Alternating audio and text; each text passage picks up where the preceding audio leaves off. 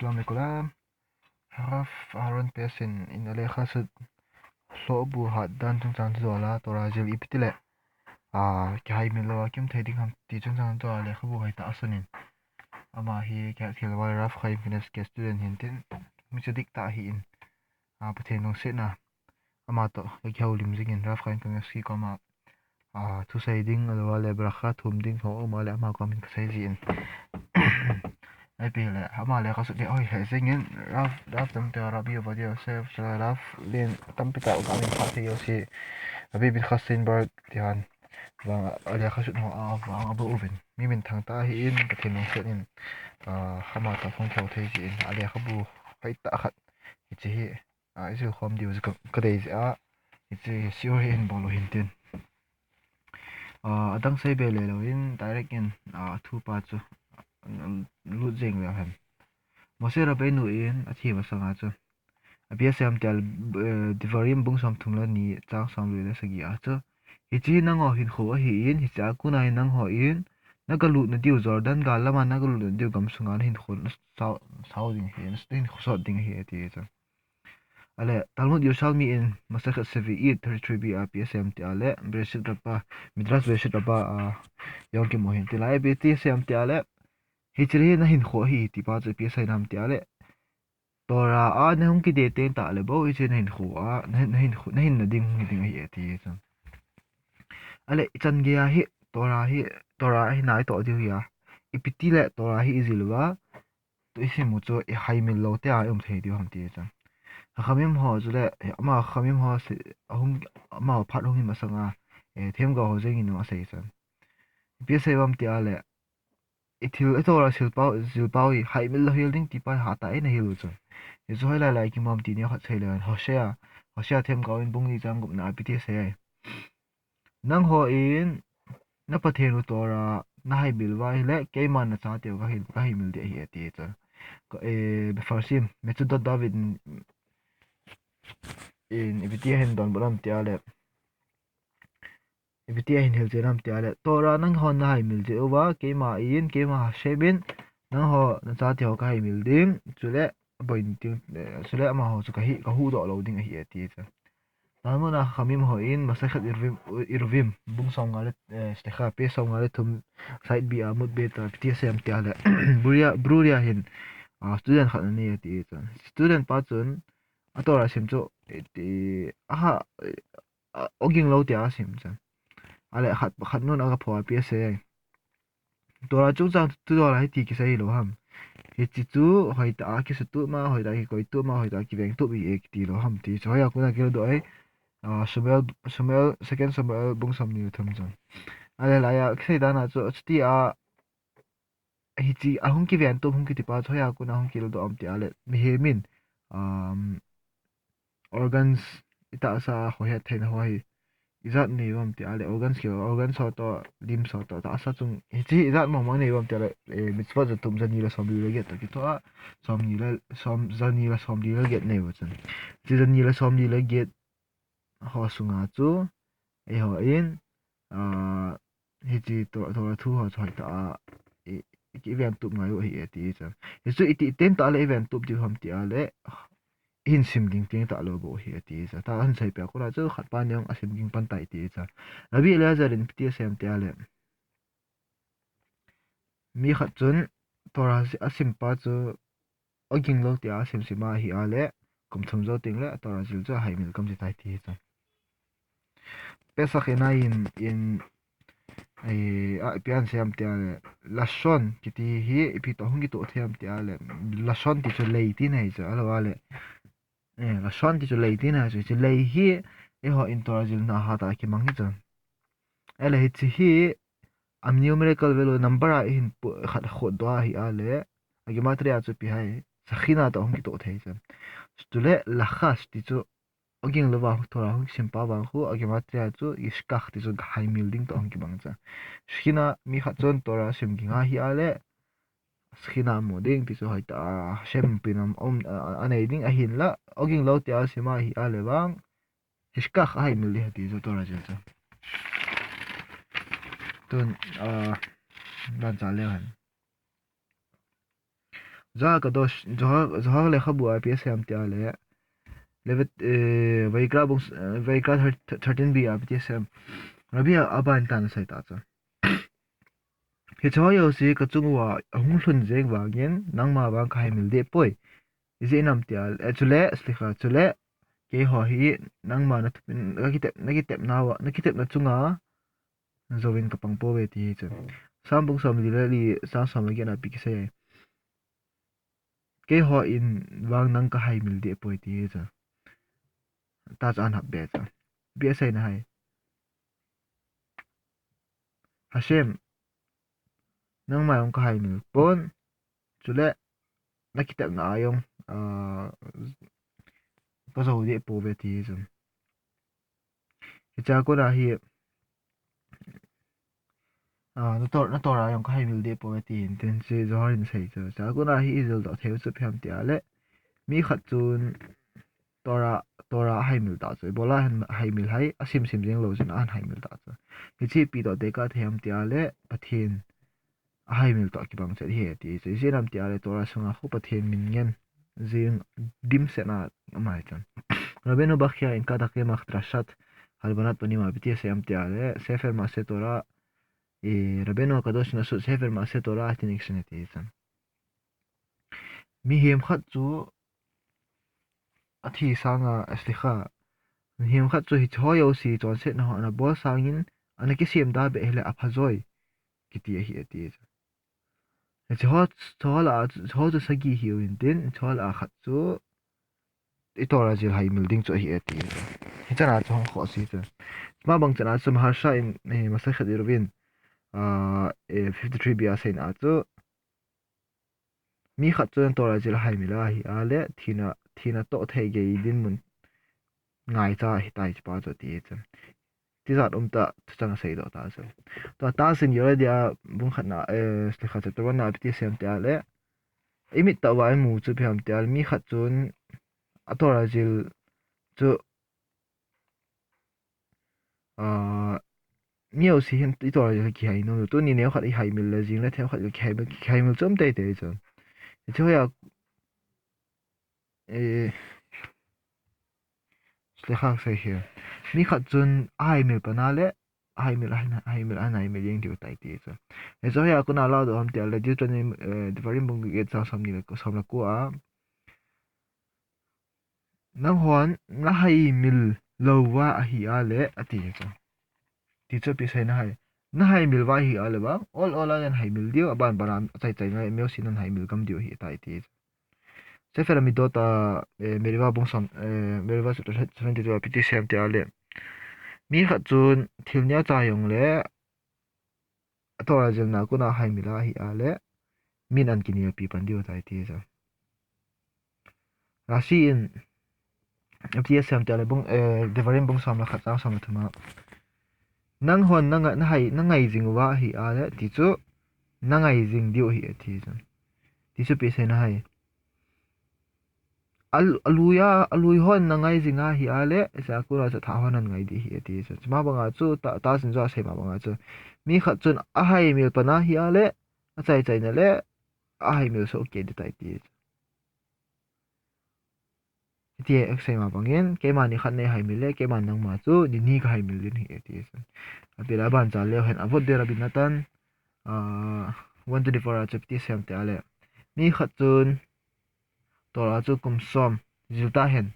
a hin la a hai mil dinga le kum ni se sa hai mil thei i piti da rai thei ram cham mi khat chu thlagup sung chu atora zil revise ball lo te in amo to tai sting ta le chun head ho chung confusion ding a theng yong cha theng poi ti ding theng yo lo yong cha theng yan ti tai thla som la thani hong thin teng ta le revise lo te a koi raf in koi hoi chu pen cho sai ham ti hoyo so head khil gam ding su khil gam di tai thla som le thla get hong thin teng ta le mase pura sim yo si chu pura olo la apum puma chan hai mil ding hi tai ti sa thla som ni la thali ti chu kum ni hong thin teng ta le mase khe sia azil yo si cha bon ska ya an hai mil de tai ti sa a tai tai le fiti de tai thit be ta ki tung ding ui de tai ti sa ama chu chang dollar next month ti sa ai mitha se pa hon ka zot pa in chule ngai lu na nei lo lung thim nei lo pa leng pi lei bol la chu ka zot pai he chi chu hoi ling le khaw ngenin adimin chule bang yang achim sa hai tai ti cha proverbs bung som ni li chang som thum a pa som thum la khat a hi mo cha je ne pi fa sa ham tia de hi chi leng pi lei na tu na a bang cha thu po wa hi ale leng pi lei pum pi yang chu a ki chai sa hi tai ti cha ti chu tora na jil na a cha sei nai cha i tora jil na wa chu hai ta ki get la wa hi ale i tora jil chu olola mang ding sai do ta cha sukhan ru kharav alter rebe so in de rabi sneu zaman miliadi bia sam tia le hil khoto mo to siman chapter 2 halakha for api sam tia le mi kha chun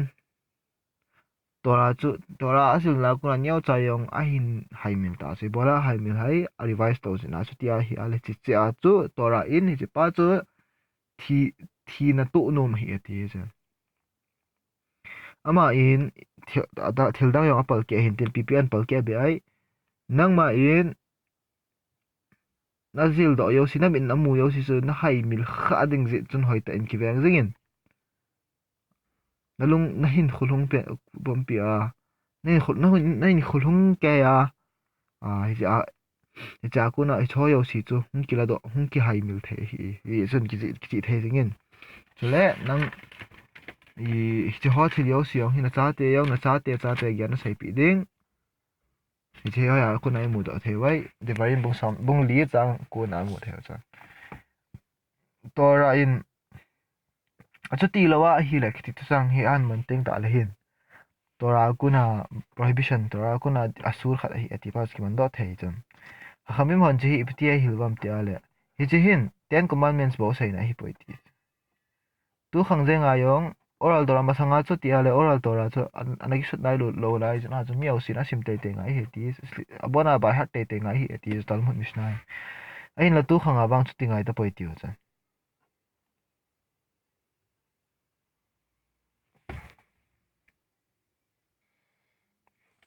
ahin la apum pi pia hai mil reng ding bang chu asur hi kene ti che khadung zo ya hung tin ai pi le apum pi pia hin hai building di bang chu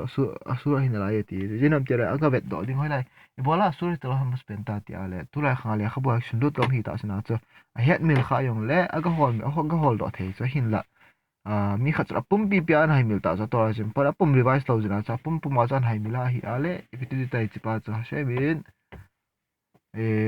apum hol do cha thi khat la khat he thei wa hi ale hol cha an hol lo thei lo ta cha ya ta sur hu ki tho na hi ti cha tamu na ma sa khat san drin 99 ya ps yam ti ale mi khat chung tora jila ai mil ta cha ps ai na hai hi chi hin nu mai khat chu nau wa ma nau ne ya nau chu ai khat avui ta bang hi ti cha hi chun ps ai na ham ti ale mi khat cha tora jil na ko na chang khat jeng jong hai mila hi le acha te ho kai mang na sa hi ti cha shalom ti sai ma bain hosaya bung li chang gu ma nang man na tora na hai mil wa hi ale ke man nang ho kyang ka hai mil li hi ti chu chi ma sa khe de ma 30 biang ki mo tin chule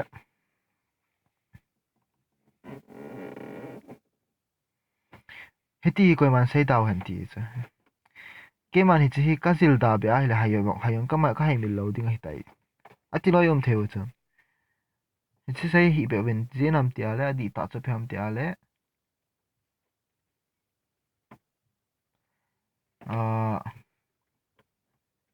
tua khana chu mi khat chun atora jil chu hai mila hi ale he pa chun thina to nom hi ati e la atora chu pum jila jil lo wa le thina ato nom kin lo kyo hi lo thina ato ding hi ati jana chu hong kho sin tin mi khat chun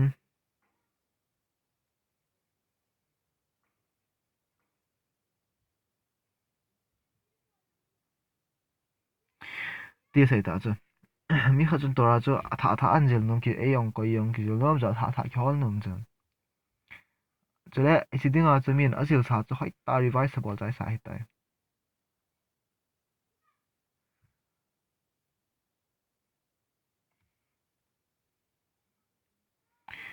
ti a hi a le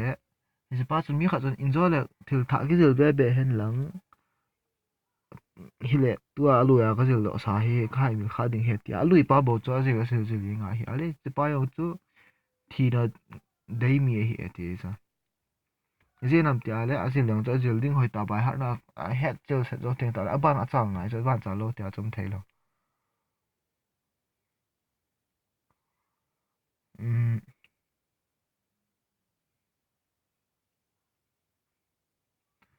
khamim hon masai khara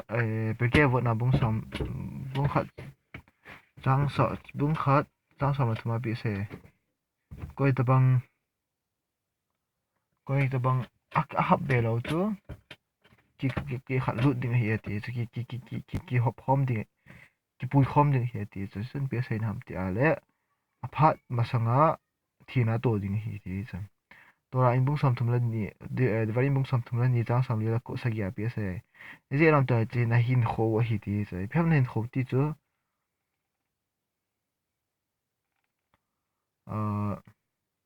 ni cho tora ki sun ho chu hai ta hai mil lo te a jing dau wa hi a le ai na cho chung chang tu do la hi a ko shimani in psm te a le rabi do stein la ko na conclusion la do chu he chi chung chang tu hai mil ding chung chang do hi pe ham te a le mi khat cho to hlo bu su ta lo jana chu hlo su be se ta lo na hai mil mil ding ji cha chi pa wang chu chi chung chang do la hi ka aki kan khapu de poi ti cha rabi khanan to rabi laser in psm te a le ki veng phao nin ti pe khang phao ki veng phao bin ti cha hai mil kha win na te tora hi ni som li le zan som li ai nei pi hin tin snai mo chunga pu mo se ra ben na ga la hin tin e chung sang tu do la hi psm te ale tora yang ni som li le zan som li lu na ga kila u hin tin mi myang naw yang hong ki bop til til a khu ni som li le zan som li sungi hoi ta hlagau hi ni hlagau hi ti ten ta le na in e naw bu sunga naw sian sunga hi ti le hong lu jam ti le ni som li le zan som li hong wal ting ta le hong lu che ti a hi ti cha ya chu mi khat chu ni som li le zan som li a ki pe to ra chu a ven jing lo wa hoi ta hai mi la hi a le hlagau yong chu kila mang pi na ding din man ya thei hi ti chu je nam ti a le baraita rabi yeshiva rabi ismail yeshiva chung baraita khan na zilu khan ome ti chu pe hai ti a le mi khat chun sopa ko ma chu angai ru ta adei ta wa cha khat hi ve ngin ei na ven pi wa in ti a khoi ta cha da ha ta ale sopa ko ma chu pi sai tai ti chu na hai mi la hi ale na nga ku na cheng khat jeng jong kila in ka te tin gya hin hi chi wa cha hi na ven tup la wa na len do sa le cheng khat jong na kon ka la lo ding na hin kho chu hi ka kin la de ti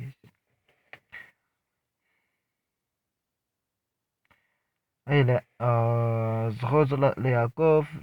Sefer Tzitlezer Volume 5 akta in a hunki sun pa tu PSM te ale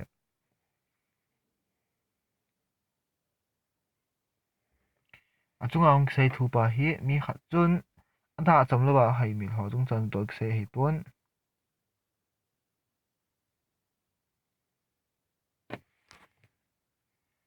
a hin ada cham lo ba hin hai mi pa wang chu pi te ai midrash in e proverb te na PTSM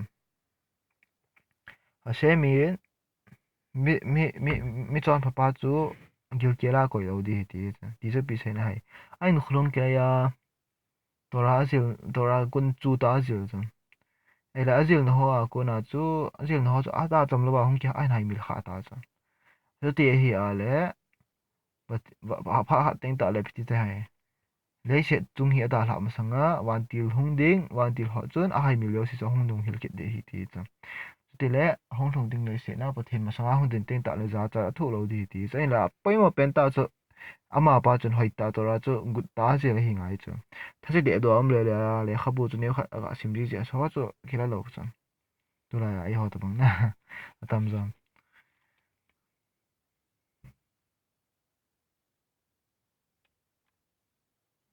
ma banga chu gaon mi pano chalin piti sem te ale vantil ni ahung hil ding te ni chkoi matang hilowa vantil yecher harra to yecher hato fi ti chu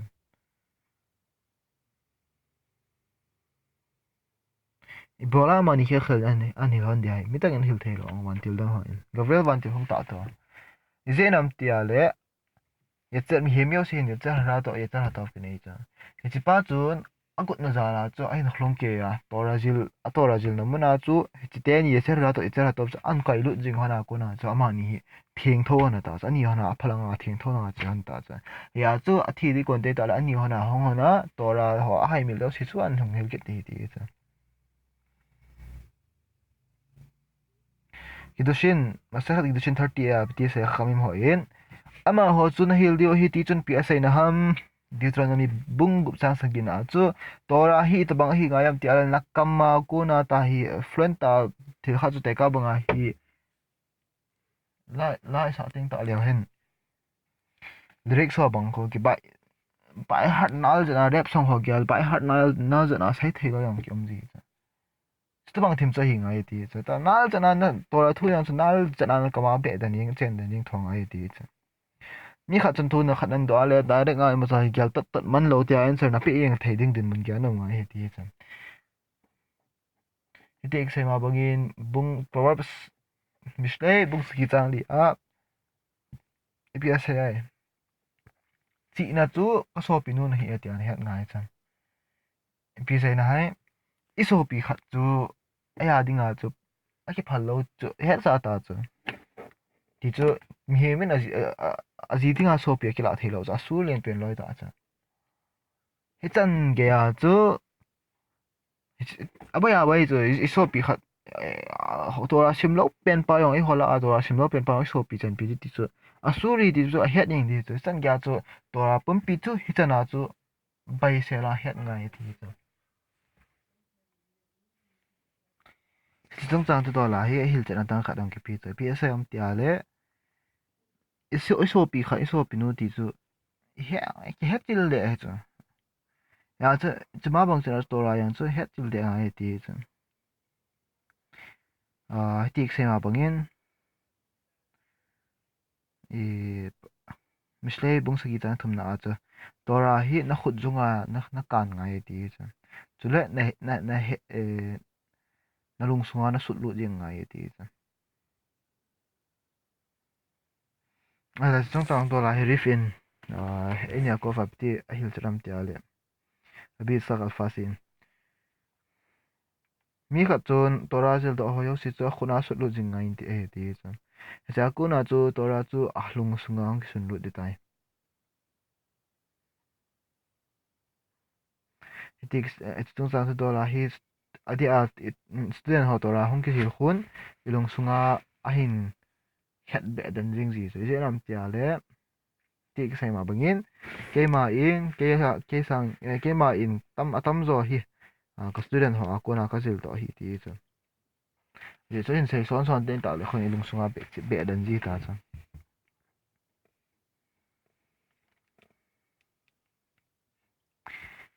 pathenin mi hem ho hi chi na le thil mel chi jing theina le hai mil theina pi o hi ki to chat ngai pi o hi ichana hoi tam ti sa khawo to le voten psm ti ale tun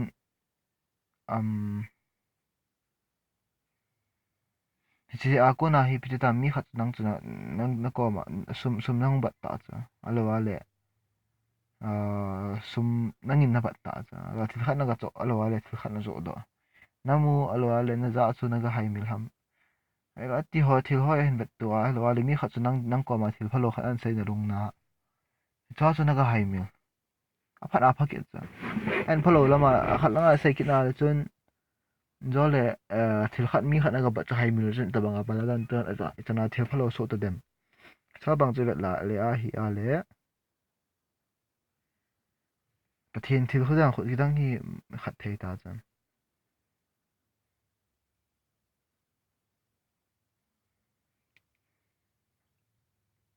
hay ba hi bật hiện mi hi mình này ta hình năng lại mi hiểm hi nó khé đó tao đi tí chứ liền cái vấn phía xe cái hồi hi các con này nó om dingin a hin bật hiện nó to ra vang khai mi bôi tí chứ asin hi chana phía xe cái mà hi thi na ding din mun change tam ta ka to in a hin la nó to ra vang khai mi bôi tí chứ sma banga chu hi te này hi ve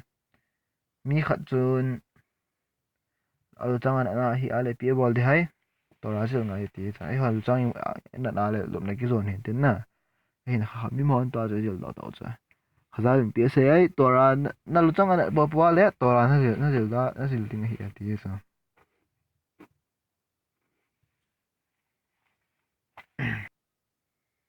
abi khanan pi sam ti ale ni sam li sung se sia mo se ra be nu chu